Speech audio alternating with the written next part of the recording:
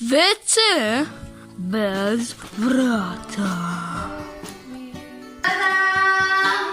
Ovo je vaš WC bez vrata. Vi možete vidjeti kako lagano možete proći. Ne trebate niti otvoriti vrata. Isto, meni je malo bezvezno zašto imate vrata kada želite piškiti. Isto, ali ovo ne radi za ženskoma, ali barem nekim ženskoma. Kad želite piškiti, vi ne trebate imati vrata samo ovak naprijed i idete piškiti. Tako lagano. Vidite, ovo će vam biti nova rezolucija. Novi stavi ćemo početi s ovim vratama. Sada, idemo se vratiti na tih odvratnih, loših, gadnih vrata.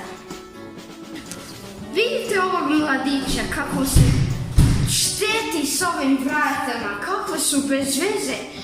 Nitko u životu ih ikad treba. Što će on sada? Ja ne znam. Sada se pravi ja razumijem kako mu je teško bilo u tom WC-u. I sad će se valjda već praviti kao da mu je bilo očajno teško.